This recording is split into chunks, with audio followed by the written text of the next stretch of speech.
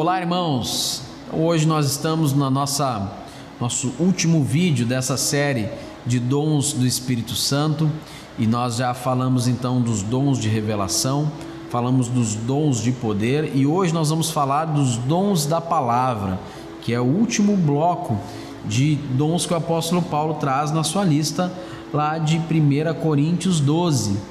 E esses dons da palavra, por que tem esse nome, dons da palavra? Porque são manifestações da vontade de Deus através da fala humana. Então Deus usando a fala humana, a boca do homem, para trazer a revelação, a luz, trazer à tona a sua vontade através da fala. E quais dons são esses? Você encontra, primeiro, o dom de profecia, o dom de variedades de línguas e, por último, o dom de interpretação de línguas. Então, primeiro, vamos entender o dom de profecia, né? Hoje na igreja parece que tudo é profecia, né? Qualquer manifestação que traga uma revelação, a gente diz que é profecia. Isso é uma profecia. Aquilo que o irmão falou é uma profecia. Mas, na verdade, a profecia, ela é uma mensagem sobrenatural para os homens. Ela talvez desses dons da palavra seja o mais importante, porque ela é uma comunicação direta da mente de Deus. Ela traz uma mensagem direta da mente de Deus, ela traz revelação sobre a mente de Deus, em relação a um assunto, em relação a um tema, em relação a um momento, em relação a uma situação, a uma ocasião. Veja que uma profecia, ela não é necessariamente uma previsão. Ela não é algo para o futuro, ela pode ser algo para o presente, que está se vivendo agora.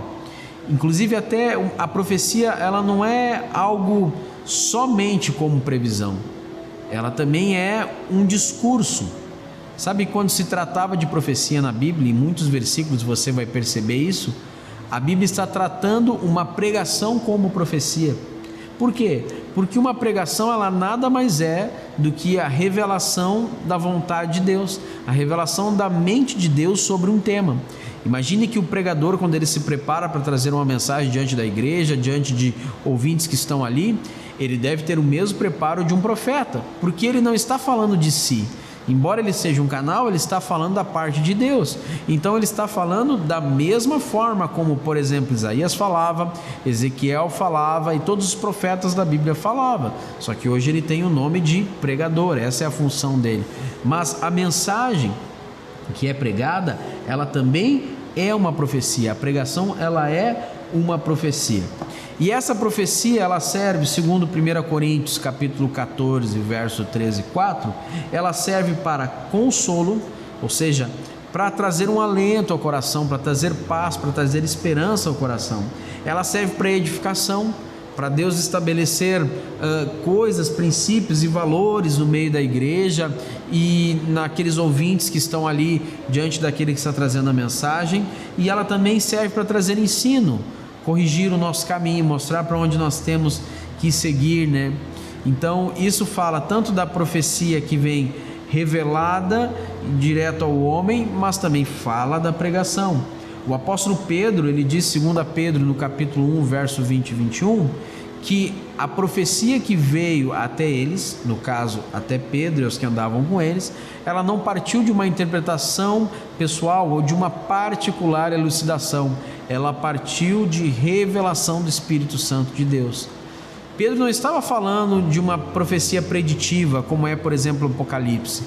Pedro estava falando da palavra que foi pregada, da verdade que foi trazida a eles, a verdade que veio da mente de Deus e então passou pela boca de Pedro e daqueles que estavam com eles e chegou até os ouvintes. Isso é a profecia. Segundo dom da palavra que nós vemos na lista de Paulo é o dom da variedade de línguas. E a variedade de línguas é a capacidade de falar uma língua desconhecida. E veja que essa língua, ela pode ser divina, como também ela pode ser uma língua humana. Então pode ser aquela língua divina, como o apóstolo Paulo fala sobre a língua dos anjos, a língua que os anjos falam, a língua com que Deus se manifesta quando isso acontece no meio de um culto, quando isso acontece numa vigília. Mas o apóstolo Paulo fala sobre a língua dos homens. Então esse dom também pode ser manifesto dessa forma, com uma capacidade sobrenatural de falar uma língua não conhecida, quer seja divina, quer seja humana. Agora, por que Deus usa esse tipo de linguagem para falar com o seu povo? Deus ele se comunica dessa forma. Deus ele se comunica nesse formato, dessa língua que é difícil para nós entendermos, que é uma língua espiritual. E o apóstolo Paulo diz, 1 Coríntios 14, verso 22, que esse formato de linguagem que nós vemos, da língua estranha, ela é um sinal para o incrédulo. Imagine que o incrédulo olhe isso e aquilo chame a atenção dele. Talvez ele não acredite num primeiro momento. O fato de ser um sinal não quer dizer que o incrédulo vá acreditar num primeiro momento que Deus está se manifestando ali, mas com certeza algo chama a atenção dele, algo traz curiosidade ao coração dele, e no saciar essa curiosidade, muitas vezes ele entende que é Deus que está operando. Por isso também fala da universalidade da mensagem. Através de várias línguas, o evangelho chega a várias pessoas que são incrédulas, né? E essa é a variedade de línguas. Também temos um terceiro dom da palavra, que é a interpretação de línguas. Se existe variedade de língua no meio da igreja, se existe principalmente a língua divina sendo falada através do Espírito de Deus na boca dos irmãos que têm esse dom, o apóstolo Paulo diz que não é bom que não tenha interpretação, ou seja, precisa de uma interpretação, precisa isso ser interpretada para que as pessoas compreendam a mensagem que está sendo falada numa língua divina muitas vezes. E aí quem entra para interpretar? Aquele irmão que Deus então levanta com o dom de interpretação de língua. Então o dom de interpretação de língua é a capacidade de interpretar uma linguagem sobrenatural.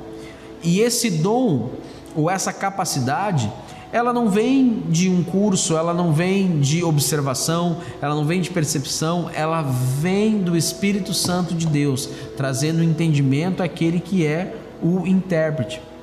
Nós já presenciamos isso em nossos cultos, em alguns momentos aqui na igreja, de um irmão ser levantado e começar a falar em uma língua estranha, uma língua espiritual, e de repente Deus levantar uma outra pessoa, para que essa pessoa trouxesse revelação daquilo que estava sendo falado.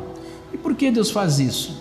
Nós não sabemos exatamente por quê, mas Deus se comunica dessa forma, e nesse processo a igreja é edificada, porque a Bíblia diz que a língua estranha, ou seja, a língua espiritual, ela serve para edificação pessoal, mas ela serve para a edificação da igreja na medida que ela é interpretada. Por isso o apóstolo Paulo sempre insiste na interpretação. Então veja que nós temos então o dom da profecia, o dom da variedade de língua e o dom da interpretação. Esses três são os chamados dons da palavra. E fechando agora com esses três dons que falamos, nós fechamos esses três grupos de dons, que são os dons de revelação, os dons de poder e hoje os dons da palavra. Mas depois que nós falamos tanto sobre dom, talvez possa ficar a pergunta, né? Como eu faço para receber o dom do Espírito Santo ou os dons do Espírito Santo? Na verdade, existe um interesse da parte de Deus que você receba esses dons. Porque esses dons servem para a edificação da igreja, para fortalecimento do corpo, para serviço em relação aos irmãos, para os irmãos, para que o reino se expanda. Então Deus, ele tem interesse que você receba esse dom, ele quer te dar esse dom. Mas como eu faço? Em primeiro lugar, de uma forma muito simples, busque em oração. Comece a orar a Deus. O apóstolo Paulo diz que nós temos que buscar os melhores dons. Os melhores dons são os dons que Deus tem para onde Ele te colocou, para o chamado que Ele fez para a tua vida, na situação que você está vivendo. Então nós temos que buscar os melhores dons. Buscamos através da oração, colocando diante de Deus, pedindo ao Pai. Nós também buscamos em santificação, limpando a nossa vida, colocando ela diante de Deus, consertando o que está errado, para que possamos ser um canal limpo para o fluir dos dons. Nós também buscamos dons e recebemos os dons no momento que nós nos colocamos à disposição para sermos usados para Deus. Então você precisa se dispor para ser usado com a intrepidez do Espírito Santo. Você não pode ficar acuado. Imagina que Deus te traga uma profecia, uma mensagem para ser entregue, e você fica acuado, ela não vai surtir o seu efeito. Então você precisa buscar essa intrepidez do Espírito e se dispor a ser usado. E você precisa então crer e esperar que em algum momento Deus ele vai operar a manifestação dos dons na sua vida. Em último lugar, falando sobre busca dos dons, nós não poderíamos tentar terminar esse vídeo falando de busca de dons sem falar da busca do dom mais excelente que a Bíblia diz, que é o amor. Então existem dons que são os melhores dons, que são aqueles que Deus quer dar na medida que Ele for te usar, no lugar que Ele for te usar, na situação que Ele for te usar. Mas existe um dom que ele é excelente. Por ser excelente, ele está acima daqueles que são melhores. E ele serve para todos os dons, e serve e trabalha em conjunto com todos os dons, que é o dom do amor. Esse precisa estar presente sempre em nossa vida.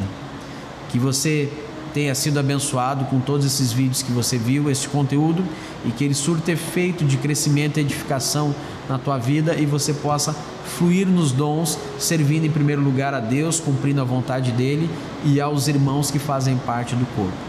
Vamos orar? Senhor, nós te damos graça por esse tempo, esse momento em que aprendemos sobre os dons espirituais, em que tu trouxe clareza para nós sobre o que tu quer fazer, como tu quer te manifestar, como tu deseja agir no nosso coração, Senhor. Que nós possamos buscar, Senhor, fluir na profecia, fluir no falar em línguas e na interpretação, Senhor. Que possamos também ter os dons de revelação e os dons de poder, Senhor, na medida que teu Espírito quiser se manifestar na nossa vida, Senhor. Levanta uma igreja forte que flui nos dons, que serve a ti em amor e serve aos irmãos, Pai, na medida do teu manifestar, em nome de Jesus. E que Deus te abençoe.